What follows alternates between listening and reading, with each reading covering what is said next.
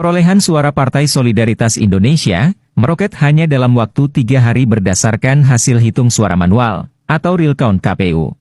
Pada hari Kamis, 29 Februari 2024, pukul 10 pagi, suara PSI adalah 2.171.907 atau 2,86%. Walaupun ketuanya adalah anak presiden, tapi bukan berarti kemudian segala hal bisa dilakukan terhadap partai yang dipimpin oleh anak presiden. Kalau dikatakan PSI naiknya melejit atau dikatakan kok melenceng dari quick count, ada yang lebih melenceng kok. PKB sama Gelora bedanya hampir 1% di PKB, kok nggak ada yang ngeributin nih gitu. Itulah grafik. Jadi grafik itu tidak bisa dibaca hitam dan putih. Mungkinkah ada kejadian-kejadian serupa yang tidak diketahui? Di bawah 4 sekian. Ya. Muncul lagi, oh iya ya, kok P3 udah lolos nih. Kemarin ada kecurigaan, jangan-jangan ini suara P3 yang disunat dan dimakan Saiton ini gitu loh. Pindah. Assalamualaikum warahmatullahi wabarakatuh. Salam sehat, salam sejahtera, salam NKRI, merdeka untuk kawan-kawan semuanya. Ini ada berita baru yang sedang hangat-hangatnya, bahkan dipanas-panaskan. Itu berusaha disirami bensin oleh pihak pembenci, yaitu kenaikan suara dari PSI yang tadinya hanya 2,66% menjadi 3,13%. Kalau tiba-tiba quick count ini salah memprediksi PSI, berarti ada yang error. Antara PSI yang memang mantap, quick count-nya yang error, ataukah memang KPU yang error? Makanya perlu diaudit secara investigatif, Bang. Lonjakan suara PSI tidak masuk akal. Karena pada tanggal 26 Februari 2024, perolehan suara PSI hanya ada di angka 2,68%. Tapi serang 5 hari, suaranya melonjak, mendapat 400.000 tambahan suara, menjadi 3,13%. Dan menurut para pengamat, hal ini tidak mungkin terjadi karena waktunya terlalu cepat.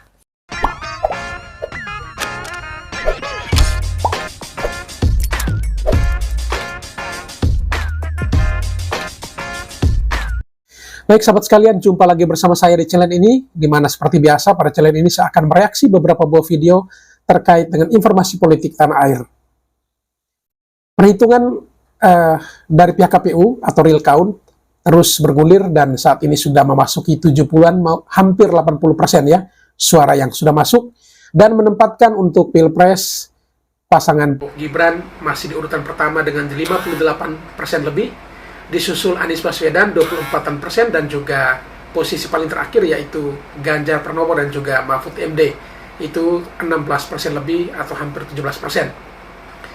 Dan untuk partai-partai seperti yang kita ketahui bahwa PD Perjuangan masih di posisi pertama, lalu disusul Golkar, kemudian Gerindra dan juga beberapa partai besar lainnya.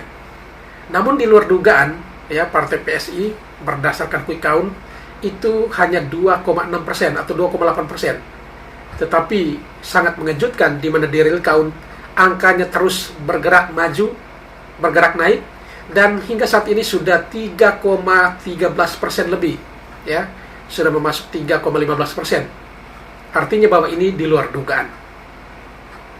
Nah, di sini yang menjadi sebuah isu yang negatif adalah kenapa PSI yang quick count-nya cuma 2,8, tetapi real count-nya bisa naik. Tetapi mereka tidak pernah melihat bahwa ada juga partai lain yang quick count-nya kecil, tetapi dalam perhitungan realnya itu naik. Karena seperti kita ketahui bersama bahwa dalam quick count itu ada yang namanya margin of error. Margin of error itu berkisar 2 sampai dengan 3%. Jadi kalau memang 2,6 PSI, margin of error-nya 2 bisa jadi 4 lebih. Karena berdasarkan informasi dari pihak PSI sendiri, ya menurut exit poll yang mereka lakukan itu kurang lebih 4, sekian persen. Dan mereka optimis bisa lolos ambang batas yang ditentukan yaitu 4%. Namun menjadi sesuatu yang aneh ya bagi pihak yang dalam hal ini adalah lawan politik. Tentu orang melihat bahwa di dalam PSI itu ada ketua umumnya adalah putra Jokowi.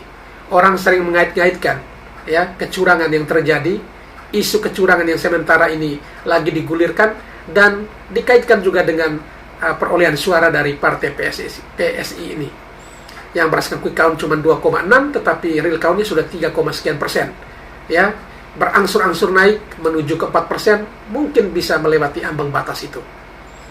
dan tidak hanya dari pihak-pihak tertentu dalam hal ini, ya mungkin juga dari pihak surveyor juga menyampaikan hal yang sama. Tetapi ada satu hal atau satu video yang nanti kita akan saksikan adalah komentar miring ya, agak sinis dari seorang Anies Baswedan terkait dengan merangsek naiknya suara dari PSI ini.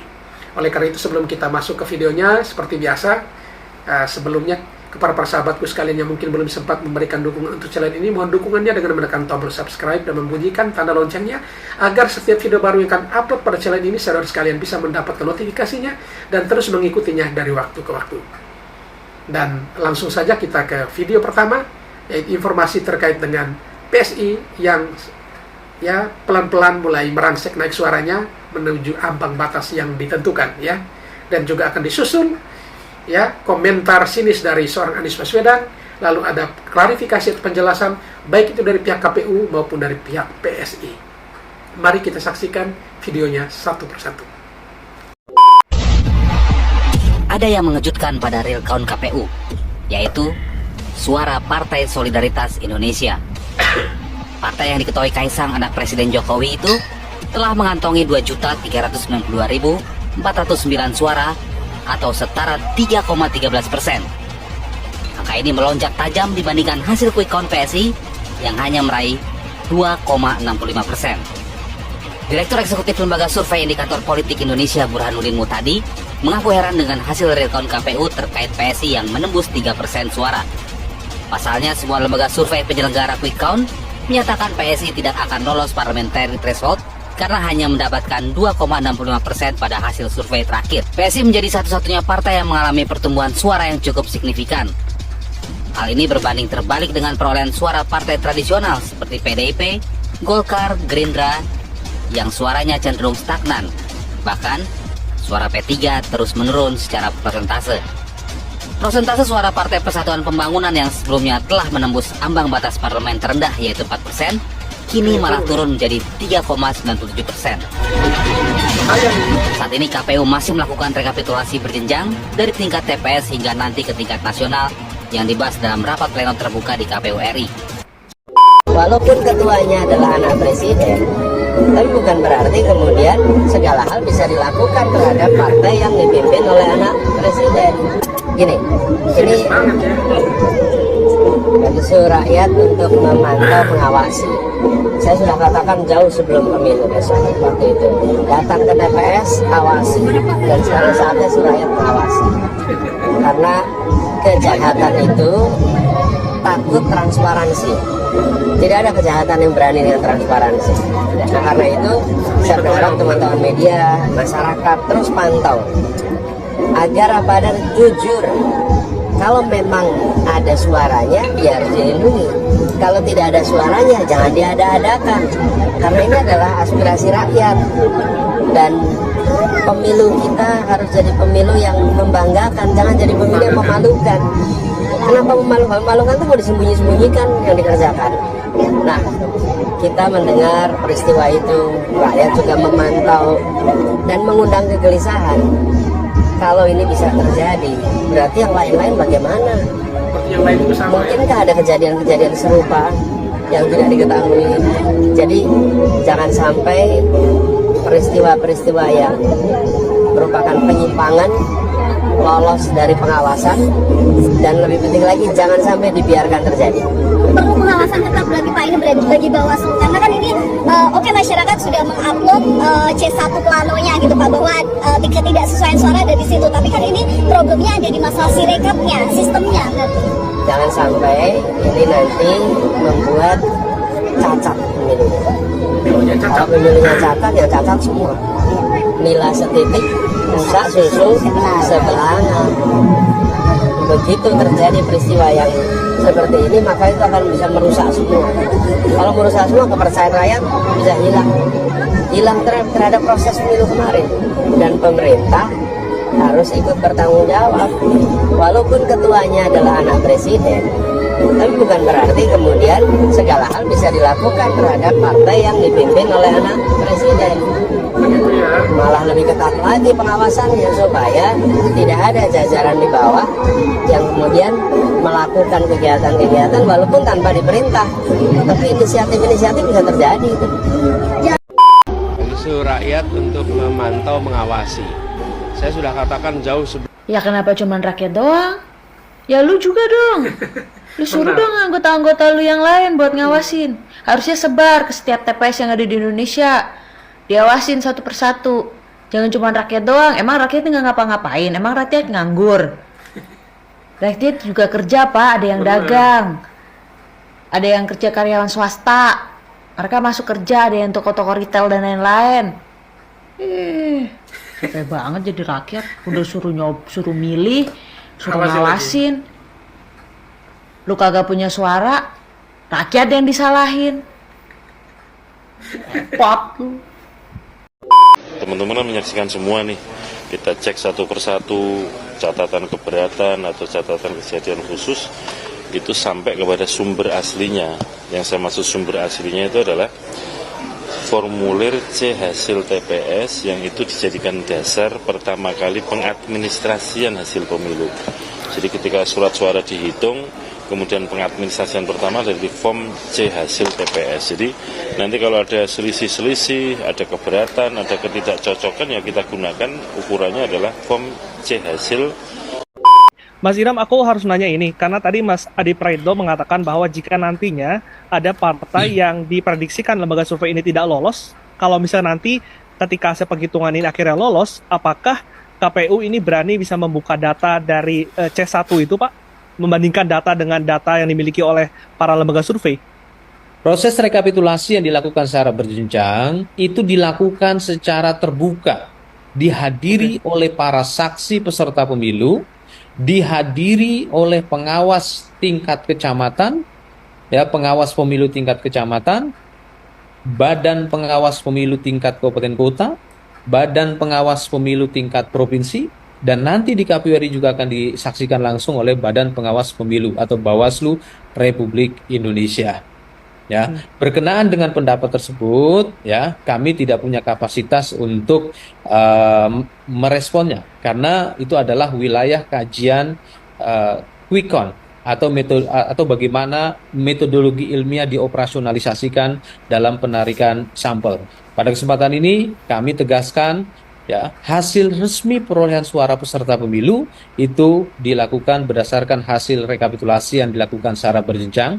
Bahkan dalam proses rekapitulasi di tingkat PPK, formulir model C hasil plano yang tersimpan di dalam kotak suara satu persatu dibuka dan dibacakan dan diperlihatkan kepada saksi dan pengawas pemilu tingkat kecamatan, juga dapat dipantau oleh pemantau terdaftar. Artinya kalau Pak Ilham mengatakan bahwa proses tersebut sudah akuntabel, sudah transparan sejak di tingkat PPK, maka tudingan terhadap adanya mungkin invisible hand ataupun tudingan adanya operasi-operasi untuk bisa meloloskan partai tertentu itu tidak mendasar, Pak Ilham. Jika terdapat kekeliruan atau ketidaktepatan dalam proses penulisan hasil rekapitulasi perolehan suara pemilu, saya sangat yakin rekan-rekan Bawaslu sangat cermat dan langsung mengkoreksinya. Begitu juga dengan para saksi peserta pemilu pada saat rapat pleno terbuka rekapitulasi di tingkat kecamatan, para saksi peserta pemilu memiliki salinan formulir model C hasil yang diperoleh di setiap TPS-nya berdasarkan hasil kesaksian yang dilakukan oleh para saksi.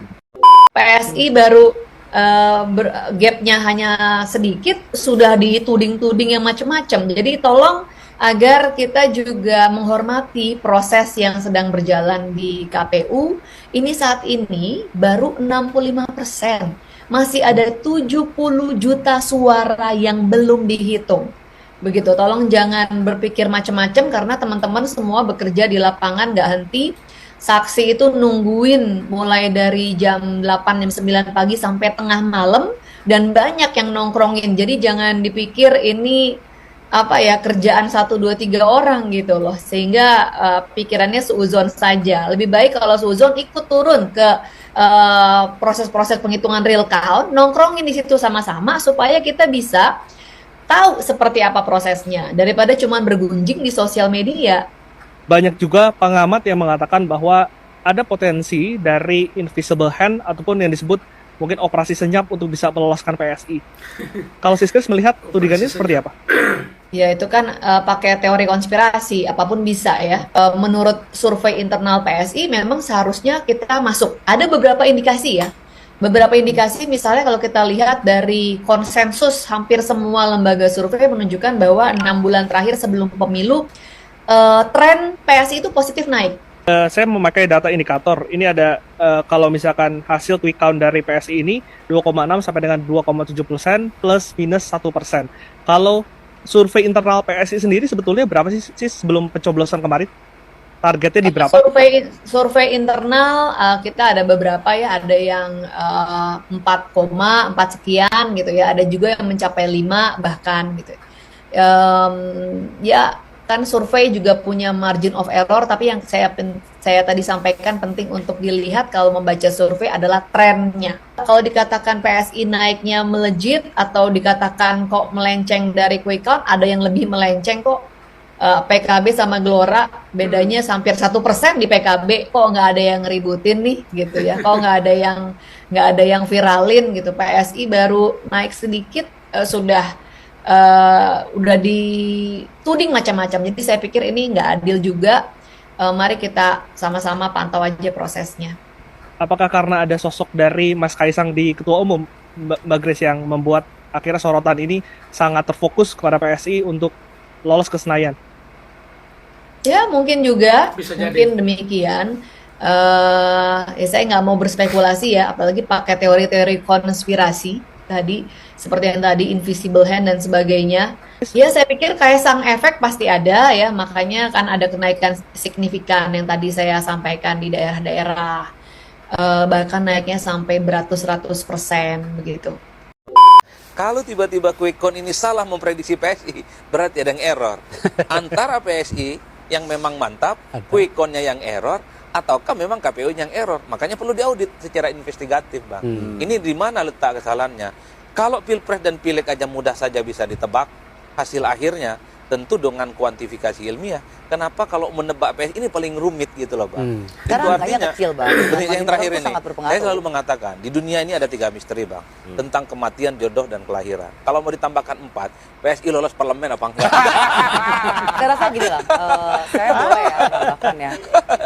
Secara terbuka untuk melakukan audit investigasi dan menantang KPU secara terbuka untuk buka-bukaan data yang mereka miliki, terutama kawan-kawan yang sudah merilis secara terbuka hasil quick count mereka yang memprediksi bahwa PSI tidak lolos ke parlemen. Menurut saya itu layak untuk diadu, Mas. Artinya tapi mungkin untuk dilakukan kan, Mas? Maksudnya perbandingan data KPU dan juga lembaga survei tersebut mungkinkah dilakukan? Sangat mungkin, sangat mungkin. Karena lembaga-lembaga survei ini tentu akan mempertaruhkan kredibilitasnya. Masa iya hasil quick count-nya salah? Sementara mereka selama ini mengatakan bahwa setiap proses pemilu, politik, dan pilkada, mereka tebakannya presisi, Mas. Selalu akurat 100%. Tapi kenapa soal memprediksi PSI, mereka gagal dan salah? Ini kan soal kredibilitas lembaga survei. Oleh karena itu, saya selalu mengatakan, ayo kawan-kawan, kalau kita merasa dirugikan dengan proses akhir yang ada PSI nanti, layangkan tantangan terbuka kepada KPU untuk buka-bukaan data. Apa data yang perlu dibuka? Data C1, hasil resmi yang didapatkan di TPS, soal perolehan pileg terutama, termasuk juga pilpres. Sehingga dugaan-dugaan kecurangan, tuduhan-tuduhan, ada gerakan-gerakan yang ingin meloloskan PSI itu, apakah valid atau tidak, atau hanya asumsi. Ini yang menurut saya menjadi pertaruhan kita bagi semua. Makanya kalau saya melihat secara umum, Mas, kalau polster-polster ini kan meyakini Ijtima Ulama Quick Count, para polster mengatakan dan meyakini bahwa PSI nggak lolos ke parlemen. Pertanyaannya adalah, kalau semua quick count itu sukses memprediksi siapa yang menang pilpres, sukses memprediksi siapa yang menang pileg, kok tiba-tiba quick count ini salah memprediksi PSI lolos atau tidak ke parlemen? Yang saya sebut tadi, bahwa versi quick count semua lembaga survei, PSI nggak lolos. Kalau tiba-tiba lolos, ada 2 yang kemungkinan error. Kalau nggak quick count-nya yang error, KPU-nya yang error. Supaya tidak ada saling tuding siapa yang error, bagi saya antara quick count yang dilakukan oleh lembaga-lembaga kredibel ini dengan KPU itu duduk bersama, saling adu data, saling adu bukti. Sebenarnya siapa yang paling error di antara ini semua? Atau jangan-jangan itu tadi jawabannya, PSI yang mantap gitu loh Mas. Memang gerakannya luar biasa, nggak pernah bisa dideteksi oleh siapapun. Kalau faktor adanya invisible hand ataupun adanya operasi-operasi senyap yang dilakukan, apakah hal tersebut juga berpotensi membuat suara ini tiba-tiba melonjak? Kalau Mas Adi lihat, atau seperti apa? Kalau bicara itu mungkin Mas, kan selama ini sepanjang pemilu kita dilaksanakan secara langsung, ketika pileg dan pilpres dipilih langsung oleh rakyat, dugaan-dugaan kecurangan itu kan selalu muncul. Ada ada istilah yang disebut dengan invisible hand, ada operasi khusus, ada gerakan khusus untuk meloloskan dan memenangkan calon ataupun partai tertentu. Itu sering sekali kita dengar. Cuman itu tadi problem terbesarnya adalah ketika dugaan-dugaan operasi khusus atau invisible hand itu minta dibuktikan, per hari ini pun tak ada yang bisa mengungkap itu secara faktual, Mas. Nggak ada yang bisa dibuktikan. Apa contohnya yang kemudian membuat PSI itu lolos? Kalau ada kecurangan, siapa yang curang? Di mana letak kedolimannya? Di mana letak ketidakadilannya? Kan itu yang sebenarnya selalu ditantang oleh pihak-pihak, oleh banyak kalangan. Oleh karena itu saya selalu mengatakan, bicara tentang kecurangan, bicara tentang invisible hand, ini seperti halnya kita bicara hantu. Kita ini. Nah, kalau misalnya ada kenaikan suara PSI bahkan sampai lolos PT, nah ada dua kemungkinan, satu quick count-nya yang salah atau KPU-nya yang salah. Kasus Filipina itu menarik. Namfrel mengatakan pemenang pemilu tahun 86 disebut dengan istilah snap election itu adalah Aquino, sementara KPU-nya Filipina mengatakan pemenangnya adalah Ferdinand Marcos. Secara formal Komlek unggul karena yang menyelenggarakan pemilu adalah Komlek, tetapi secara sosial masyarakat Filipina lebih percaya pada Namfrel dan akhirnya mereka turun dalam jumlah yang besar sekali dan muncullah revolusi EDSA, dan nama lain dari revolusi EDSA adalah revolusi quick count. Itu sebenarnya sudah terjadi semacam ijma ulama quick count. Jadi tidak ada satupun lembaga penyelenggara quick count yang memprediksi PSI lolos PT. Nah, kalau misalnya ada kenaikan suara PSI bahkan sampai lolos PT, nah ada dua kemungkinan, satu quick count-nya yang salah atau KPU-nya yang salah. Nah, tetapi kalau kita merujuk pada pengalaman dan sekaligus sejarah quick count, nama lain quick count itu parallel vote tabulation. Nah, fungsi utama quick count itu alat deteksi kecurangan. Nah, mengapa disebut sebagai alat deteksi kecurangan? Karena quick count itu dilakukan dengan mengirim enumerator langsung di TPS yang terpilih sebagai sampel. Jadi prosesnya adalah enumerator tadi mengirim data hasil rekapitulasi suara langsung ke data center kami di pusat melalui pemrograman statistik langsung kemudian diolah.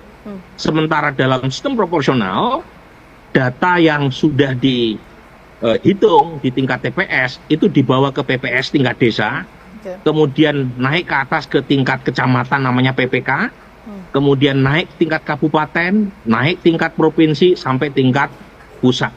Nah, tiap jenjang itu potensial menyumbang potensi error atau kecurangan.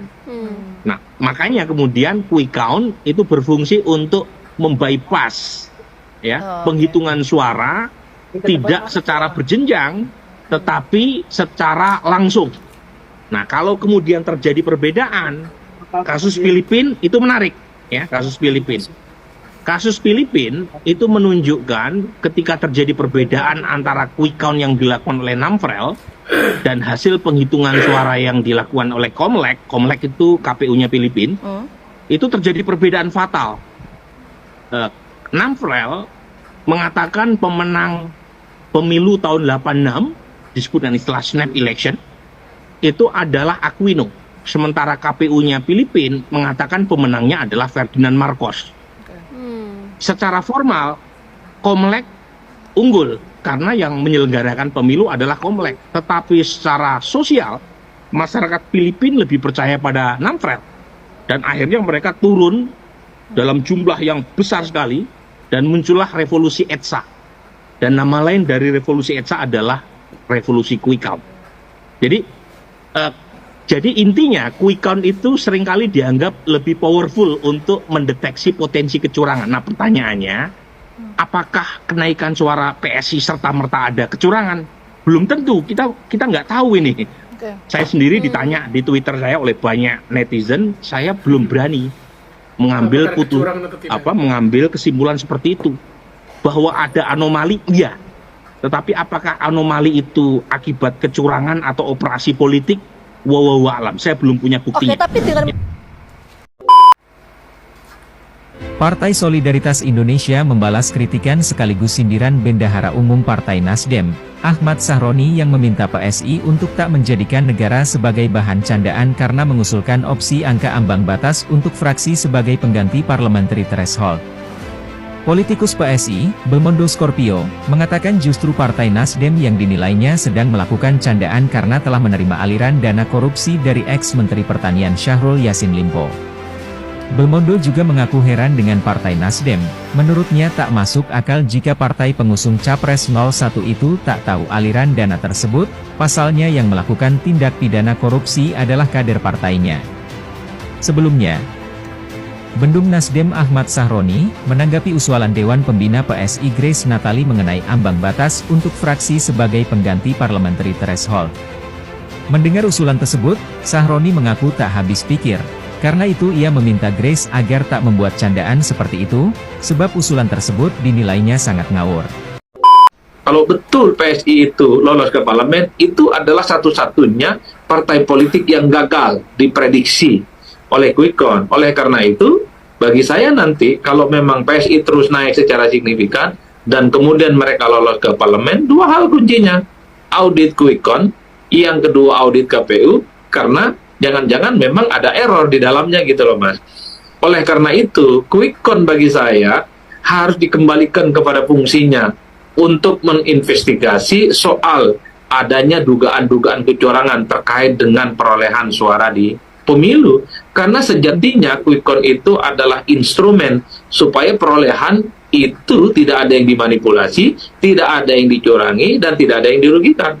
Kalau nanti PSI misalnya, at the end of the day-nya dia diputuskan sebagai peserta pemilu yang lolos parlemen, bagi saya, KPU datanya harus diadu dengan data yang dilakukan oleh teman-teman lembaga survei. Tentu, data yang diadu adalah C1, karena itu hasil resmi yang diperoleh oleh teman-teman lembaga survei yang rilis quick count secara terbuka dengan data yang dimiliki oleh KPU. Di situ nanti akan kelihatan sebenarnya siapa yang salah dan siapa yang error. Ini kan menyangkut soal kredibilitas penyelenggaraan pemilu dan hasil pileg di 2024 nanti. Kan ini yang sebenarnya ramai saat ini diperbincangkan.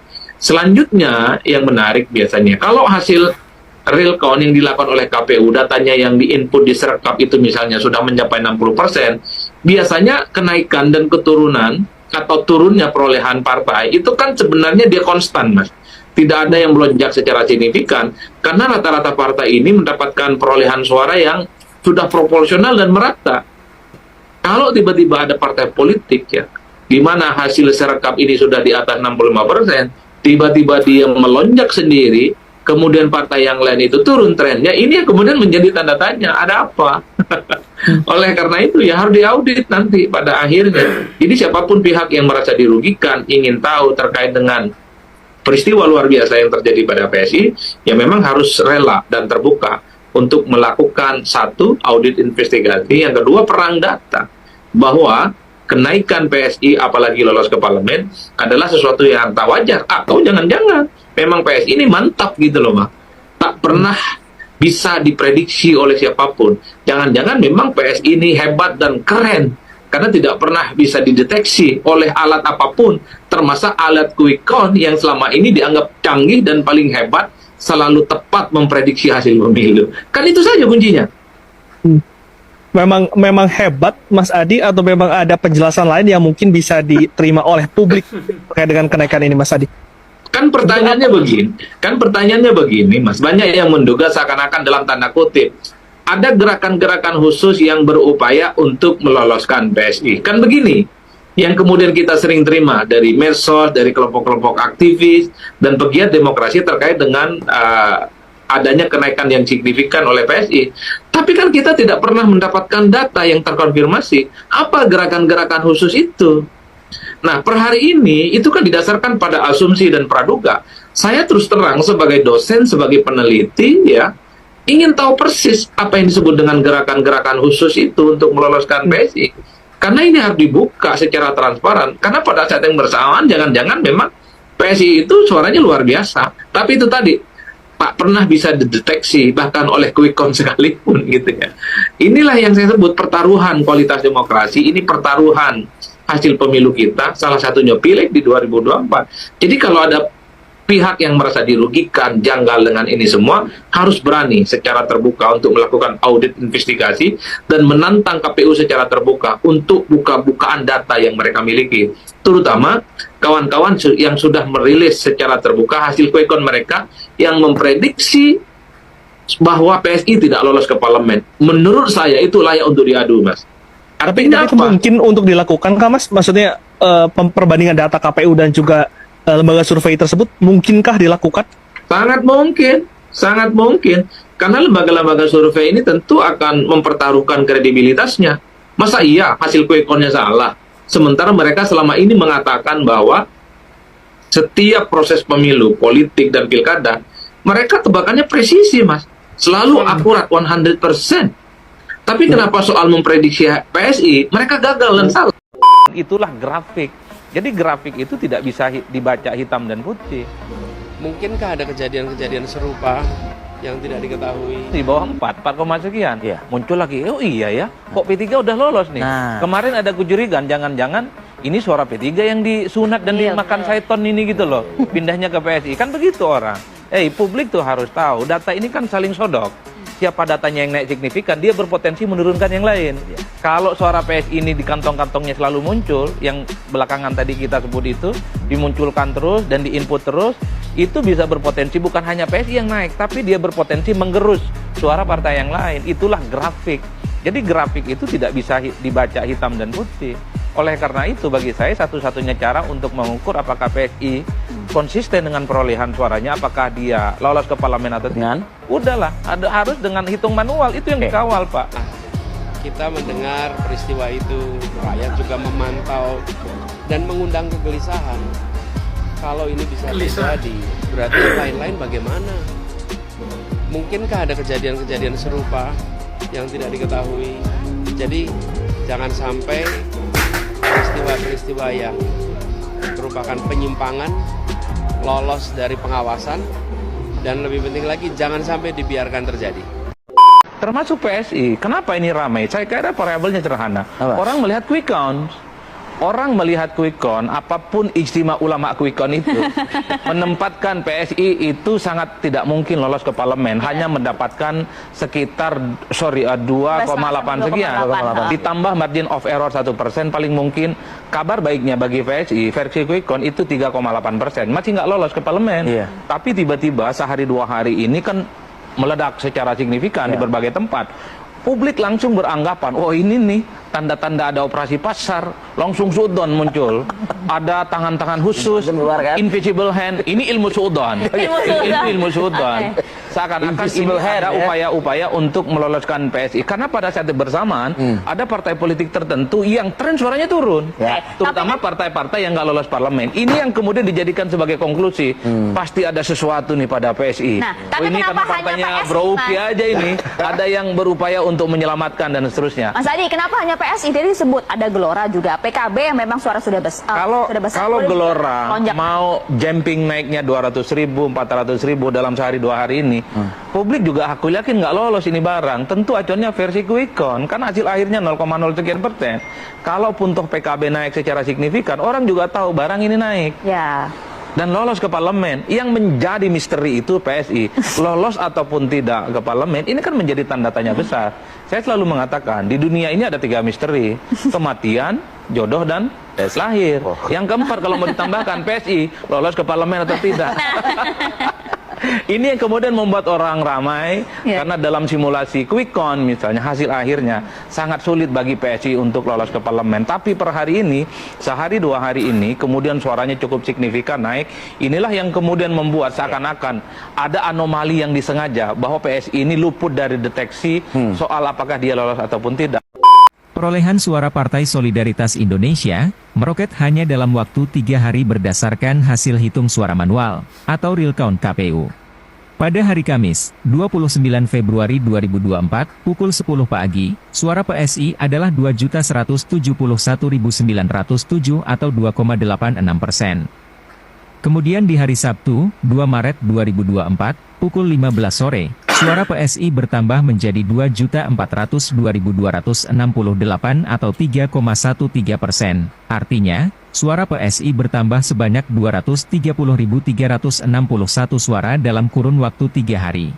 Dan ini tanggapan KPU melalui anggotanya Idam Holik. Ia mengaku belum mengerti apa maksud dari lonjakan tidak wajar tersebut. Menurutnya perolehan suara peserta pemilu disahkan oleh KPU berdasarkan rekapitulasi resmi yang dilakukan secara berjenjang. Jadi untuk lonjakan perolehan suara PSI kami belum mengerti. Kalian jangan kaget jika nanti PSI ada di Senayan. Grace Natali mungkin akan duduk di DPR RI. Ya, Partai Solidaritas Indonesia atau PSI sampai sejauh ini memang belum memenuhi ambang batas atau parliamentary threshold sebesar 4%. Namun partai yang dinahkodai putra bungsu Jokowi, Kaisang ini bisa saja melaju ke Senayan dan akan ada kadernya yang duduk sebagai wakil rakyat di DPR RI. Tak ada yang tak mungkin jikalau itu sudah takdirnya. Sebab data real count KPU untuk pileg DPR RI menunjukkan persentase perolehan suara PSI mengalami tren positif dalam 1 pekan terakhir. Partai Kaisang makin mendekati angka parliamentary threshold. Pada Minggu pagi 25 Februari 2024, persentase perolehan suara PSI di real count KPU berada di angka 2,6%. Kemudian pada Senin pagi 26 Februari 2024 naik menjadi 2,68% dan menjadi 2,7% pada sore harinya. Selanjutnya pada Selasa pagi 27 Februari 2024 naik lagi menjadi 2,75%. Rabu pagi 28 Februari 2024 persentase perolehan suara PSI sudah di angka 2,79%. Kamis pagi 29 Februari 2024 bertambah lagi menjadi 2,85%. PSI terus tumbuh positif di real count KPU. Pada awal Maret 2024, tepatnya Jumat 1 Maret 2024 pagi, persentase suara PSI tepat di angka 3%. Nah, pada Sabtu pagi 2 Maret 2024 terjadi lagi kenaikan yang lumayan tinggi yakni 3,13%.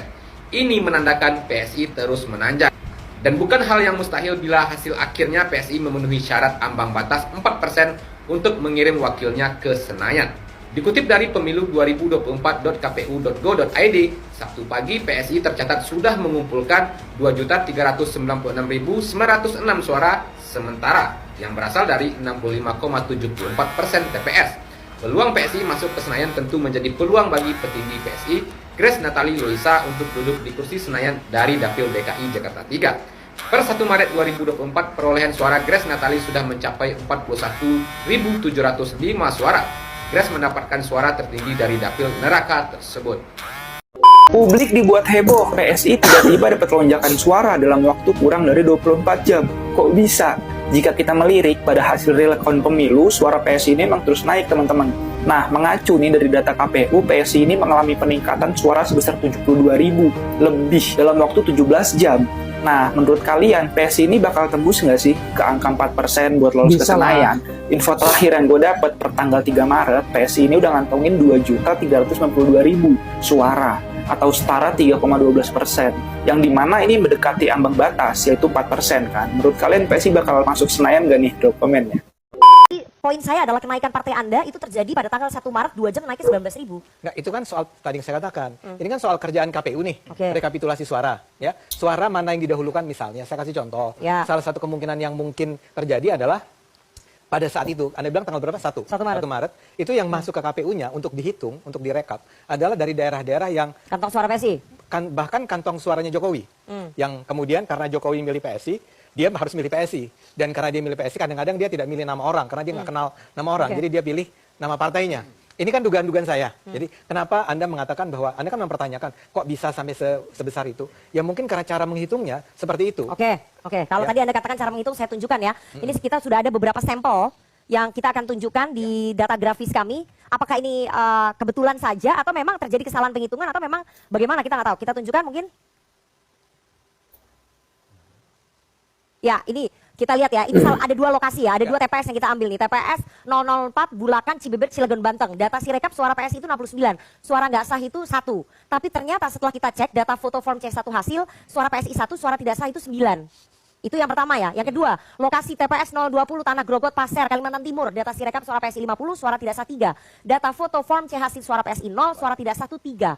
Itu terjadi di beberapa wilayah, sempat juga dikeluhkan oleh politisi P3, Wasekjen P3 Pak Ahmad Badowi, dan di media sosial bertebaran banyak sekali foto-foto form C1 hasil yang hasilnya tidak sesuai dengan Sirekap. Ini bagaimana penjelasannya? Ternyata banyak suara yang tidak sah itu masuk ke partai Anda. Begini, saya nggak bisa menjelaskan karena saya nggak tahu formulir-formulir ini kan. Tapi kan memang kita tahu kejadiannya itu, tadi saya katakan, angka saya yang cuma, sekarang ini saya 25 ribuan. Ya, sempat naik jadi 90. Itu pada saat awal-awal nih, pada saat Sirekap bermasalah nih di awal-awal. Poin saya, kesalahan semacam itu memang ternyata lazim terjadi.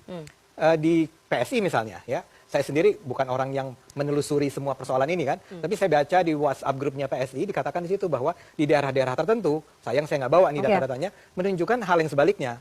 Ada di daerah tertentu di mana sebetulnya menurut C1 itu PSI-nya, taruhlah kembali tadi 50 atau 10 atau 20 berapapun, ternyata di Sirekapnya menjadi 0, menjadi 1. Dan inilah yang mungkin menurut saya menyebabkan terjadinya penghentian sementara penghitungan rekapitulasi oleh KPU yang tadi saya katakan. Mungkin ya, saya cuma bisa berspekulasi menduga-duga, tapi saya ingin katakan begini, yang terpenting adalah kalau ada orang menuduh bahwa ini adalah sebuah cara curang dari PSI atau cara curang dari Pak Jokowi demi partai anaknya, kan pertanyaan saya begini, kalau emang Pak Jokowinya mau curang, ya dia minta dari awal dong, di awal-awal penghitungan kita sudah bisa melihat peningkatan suara PSI secara konstan kan, kenapa baru sekarang itu muncul? Jadi saya yang paling lemah itu kan pasti kecamatan memang. Yang paling lemah, paling celah ada itu kan penggelembungan di kecamatan. Ya bisa dimanapun, bisa dimanapun, Mbak. Ya bisa dimanapun kelicikan itu terjadi. Tapi poin saya adalah kalau ada orang yang menuduh bahwa memang Pak Jokowi cawe-cawe, intervensi dan seterusnya, itu hak dia dong untuk menuduh semacam itu. Cuman buat saya seperti biasa kita akan tanya, Anda mengatakan begitu punya buktinya nggak ya? Kalau punya buktinya sebaiknya dibongkar. Baik, Pak. Anies minta pemerintah tanggung jawab soal ledakan suara PSI. Jadi dalam berita ini, Anies berkata seperti ini. Pemerintah harus ikut bertanggung jawab walaupun ketuanya adalah anak presiden, tetapi bukan berarti segala hal bisa dilakukan terhadap partai yang dipimpin oleh anak presiden. Oke, ini sangat menarik ya. Mungkin Anies di sini mengeluarkan sebuah kritikan ya, karena ada ledakan suara di partai PSI seperti yang saya sebutkan tadi. Tapi ketika terjadi ledakan suara di sini sampai ada penggelembungan suara 3.500.000, perasaan Anies tidak pernah berkata seperti itu dengan judul berita yang tadi ya. Nggak ada bahasa-bahasa yang dia keluarkan pemerintah harus bertanggung jawab soal ledakan suara di paslon 01. Malah yang ada, kalau nggak salah Timnas Amin heran kok suara 01 berkurang 3.500.000 padahal penyebabnya ini. Sahabat hukum, meroketnya jumlah suara legislatif Partai Solidaritas Indonesia dari data Sirekap berpotensi kuat bisa lolos melenggang ke Senayan. Kondisi tersebut menjadikan perbincangan hangat dan cukup panas di kalangan para politisi dan gaduh di media sosial. Pasalnya partai tersebut yang sebelumnya tidak ada satupun lembaga survei quick count di tanah air yang memprediksi bakal lolos dari ambang batas parliamentary. Namun dengan pencapaian yang signifikan saat ini, sebesar 3,13%, muncul beragam tanggapan miring dan sinis, serta spekulasi liar yang diduga di balik kenaikan angka tersebut adanya cawi-cawi dari sang bapak. Meskipun kita ketahui bahwa saat ini keputusan akhir dari KPU belum kita dapatkan, namun kita harus berpikir jernih dan jangan berprasangka buruk terlebih dahulu terhadap perolehan angka partai di laman Sirekap. Partai lain pun seperti Gelora dan PKB juga mengalami kenaikan yang cukup signifikan pula. Bersikaplah bijak terhadap perkembangan. Lonjakan suara PSI tidak masuk akal. Karena pada tanggal 26 Februari 2024, perolehan suara PSI hanya ada di angka 2,68%. Tapi serang 5 hari, suaranya melonjak, mendapat 400.000 tambahan suara, menjadi 3,13%. Dan menurut para pengamat, hal ini tidak mungkin terjadi karena waktunya terlalu cepat. Cuma yang pengamat lupa, apa yang tidak bisa terjadi oleh anak presiden? Batas usia wapres bisa diubah. Ketum yang baru lulus kuliah biasanya cuma ngurusin sang pisang, bisa jadi ketum. Bisa. Bahkan kalau Jan Etes mau jadi wali kota Solo sekarang, bisa. Sumpah. Jadi jangan bingung-bingung lagi ya. Assalamualaikum warahmatullahi wabarakatuh. Salam sehat, salam sejahtera, salam NKRI, merdeka untuk kawan-kawan semuanya. Ini ada berita baru yang sedang hangat-hangatnya, bahkan dipanas-panaskan. Itu berusaha disirami bensin oleh pihak pembenci, yaitu kenaikan suara dari PSI yang tadinya hanya 2,66% menjadi 3,13%. Nah, ini bagi mereka memiliki kenaikan atau pelonjakan suara yang tidak masuk akal. Padahal bagi kita masuk akal, bagi mereka wajar nggak masuk akal. Karena akalnya nggak sampai. Udah nggak usah baper, biasa aja ya, slow. Lucunya bagi pihak para pembenci, ini siapapun yang berhubungan dengan Jokowi akan dianggap sebagai lawan dan musuh. Itu harus kita goreng dan kita harus mencari opini sebanyak-banyaknya. Kita harus mencari masa sebanyak-banyaknya supaya membenci siapapun yang bersangkut paut dengan Jokowi, begitu kan. Ya, salah satunya PSI. PSI diketuai oleh Brotum, putra dari Presiden Joko Widodo, Kaisang Pangarap. Itu sebelumnya memiliki suara 2,66% menjadi 3,13%. Ini tidak masuk logik bagi mereka. Tetapi mereka lupa. Mereka hanya fokus dengan keluarga Pak Jokowi. Nah, inilah. Mereka saja fokus dengan keluarga Pak Jokowi. Mereka fokus dengan partai PSI. Apalagi kami yang tidak benci dengan Pak Jokowi. Kalian yang benci saja dengan Pak Jokowi, kalian selalu memantau keluarga Pak Jokowi. Apalagi kami, gitu kan, gitu ya gak? Nah, itu logikanya. Kenapa suara ini bisa jadi 3,13%, simpel kan? Oke, nah sekarang saya akan memberikan contohnya sedikit. Itu ada contoh partai yang lain. Kenapa kalian nggak fokus sama partai yang lain juga? Kenapa kalian tidak melihat dan mempertanyakan partai yang lain? PKB sebelumnya memiliki suara sebesar 10,65%. Nah, sekarang di hasil realcon memiliki suara 11,56%, memiliki kenaikan 0,91%. Kenapa Anda tidak mempertanyakan jumlah kenaikan suara dari PKB? Kemudian ada contoh lain dari Partai Gelora. Sebelumnya di hasil indikator politik atau quick count itu juga memiliki suara hanya sebesar 0,88%. Sekarang di hasil real count memiliki jumlah suara 1,44%. Memiliki kenaikan 0,55%. Kenapa tidak Anda pertanyakan? Kenapa Anda tidak, wah kaget aku, kenapa nggak kaget seperti itu, gitu loh kan? Lucu kalian ini. Sedangkan PSI 2,66% menjadi 3,13% hanya memiliki kenaikan 0,47%. Kalian pertanyakan. Bagaimana dengan PKB? Bagaimana dengan Partai Gelora? Kenapa kalian tidak mempertanyakan partai-partai yang ada?